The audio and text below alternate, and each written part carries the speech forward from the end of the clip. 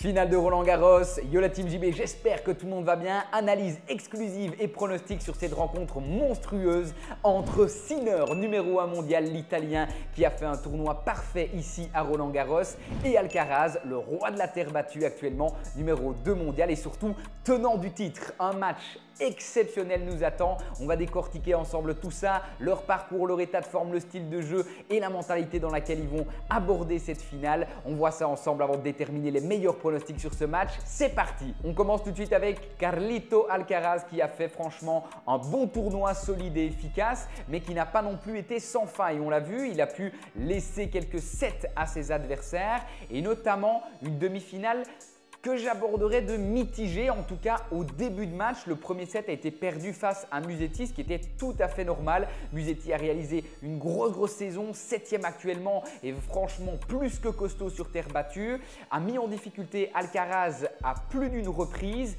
et clairement il a fini par se blesser à la cuisse gauche cette fois-ci puisqu'il avait déjà été blessé à la cuisse droite et donc il a évidemment offert cette place en finale à Alcaraz. Alcaraz qui, comme je le disais, en début de match franchement a manqué de pertinence à certains moments, a fait beaucoup d'erreurs, a manqué de concrétisation sur les points importants. Il n'avait également que très peu de premières balles réussies. Son taux était en dessous de 50%. Donc franchement, un début de match mitigé, plutôt à l'image d'un moteur diesel où il prend son temps pour démarrer. Et puis par contre, il s'est clairement réveillé sur le tie-break du deuxième set où là, il a tout simplement éteint son adversaire italien. Il a passé la seconde et il a commencé vraiment à rentrer pleinement dans son match en rentrant beaucoup plus de premières balles, en faisant moins d'erreurs et en étant efficace comme il sait le faire puisque évidemment, Carlos Alcaraz reste un monstre sur terre battue. Donc voilà un petit peu le résumé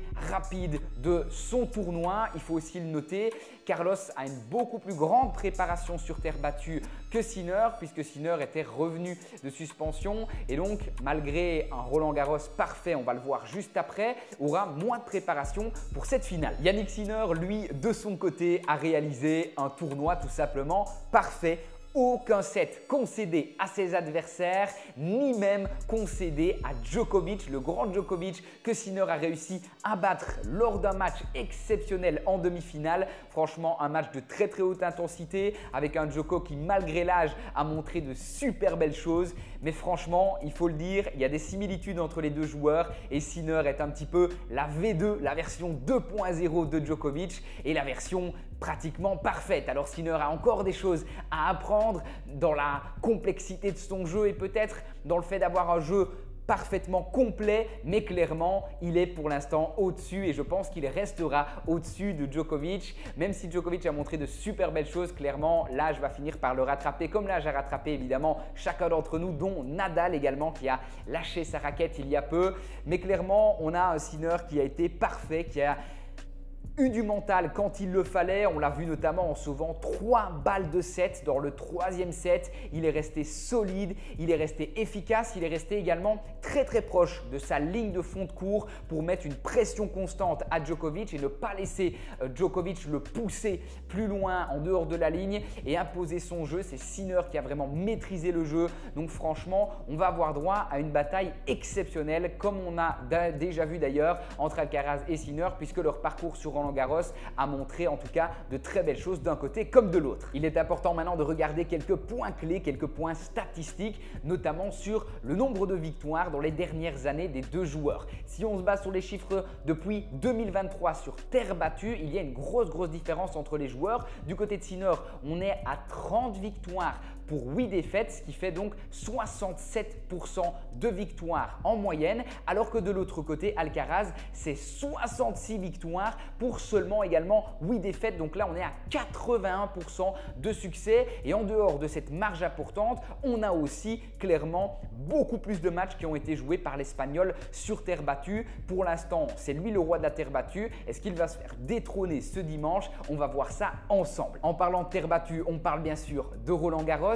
Il est important de noter que Carlos est le tenant en titre, alors que de l'autre côté, Sinner n'avait jusque-là jamais atteint la finale et donc encore moins gagné une finale de Grand Chelem sur terre battue. Il faut aussi noter un point vraiment crucial, c'est qu'en Grand Chelem, Sinner n'a jamais gagné dans sa carrière un match qui a dépassé les plus de 4 heures. Ça peut donc être, si on a un match qui part sur la durée, un avantage du côté de l'Espagnol. Si l'Espagnol arrive à hisser son jeu au meilleur niveau et à faire tenir Sinner dans la longueur, il devrait avoir l'avantage. Au niveau des confrontations, officiellement les deux joueurs se sont rencontrés 11 fois avec un gros déséquilibre également du côté de l'Espagnol qui a remporté 7 confrontations et l'Italien Sinner en a remporté seulement 4. Donc, grosse domination pour l'instant pour Carlos Alcaraz qui notamment avait remporté un match crucial lors de leur dernière confrontation mais également un match encore plus crucial lors de Roland Garros l'année passée en demi-finale sur un match exceptionnel en 5-7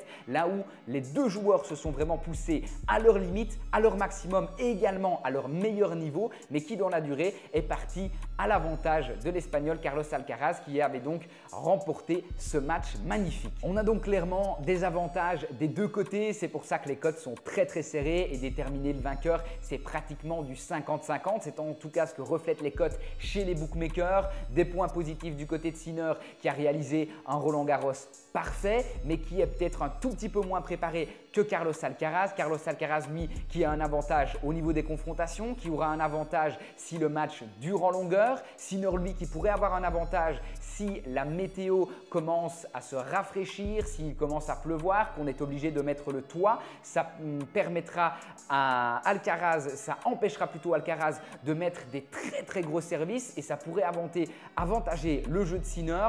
Donc clairement, un match qui va être particulièrement disputé sur lequel on a des points positifs et négatifs des deux côtés. Dernier point stat avant mes pronostics, les dernières finales à Roland Garros ont été parfois différentes. Sur les 4-5 dernières années, on a pu voir soit des finales déséquilibrées avec 3-0, je pense notamment par exemple à Nadal contre Ruud qui avait fait 3-0. Ruud également avait perdu une autre finale, encore une fois 3-0, 2 années consécutives si je ne dis pas de bêtises. Et par contre, on a parfois eu des très grosses finales en 5-7. C'est arrivé 2 ou 3 fois dans les dernières années et donc clairement ici, j'imaginerais beaucoup plus une finale non pas en 3-7-0, ça me paraît très peu probable au niveau des deux adversaires qui vont s'affronter ce dimanche. J'imagine beaucoup plus une finale comme on avait pu le voir l'année passée avec Alcaraz-Zverev, une finale très bataillée. C'est ce que je vais vous proposer comme pronostic et on y va tout de suite. Le pronostic qui me semble le plus évident, une belle cote safe à tenter, c'est la suivante. Plus de 3,57 dans le match. Comme je vous l'ai dit, je vois très mal un match 3-7-0, que ce soit pour Sinner ou pour Alcaraz. Les deux joueurs, ils vont pouvoir clairement s'exprimer. On l'a vu, Alcaraz, il est monstrueux à certains moments. De temps en temps, il peut avoir des tout petits passages à vide, comme il a eu au début de son match avec Musetti, ce qui laisse la place à son adversaire pour prendre des points ou des sets, mais clairement, un format en 3-7 minimum comme le propose le format Grand Chelem va permettre à Carlos Alcaraz de lisser un petit peu ses erreurs et puis de pousser son meilleur niveau à certains moments. Et donc je vois ici une belle bataille, Sinner et Alcaraz, minimum 4-7 dans le match, c'est ma grosse confiance. En pronostic un petit peu plus fun, je vais partir sur la victoire de Carlos Alcaraz avec les deux joueurs qui prennent au minimum un set dans le match. Comme je vous l'ai dit, je vois une très belle bataille, on est tous d'accord là-dessus, mais je pars quand même sur l'avantage de Carlos Alcaraz qui pour moi a les armes,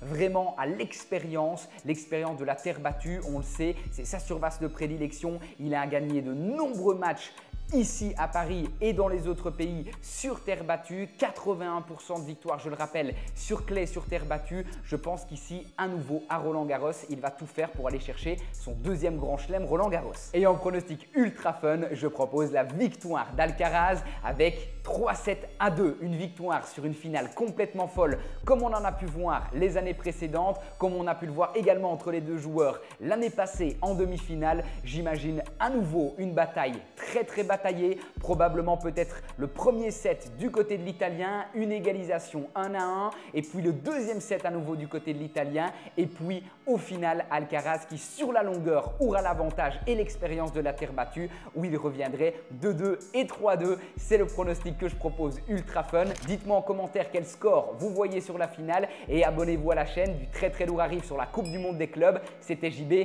ciao!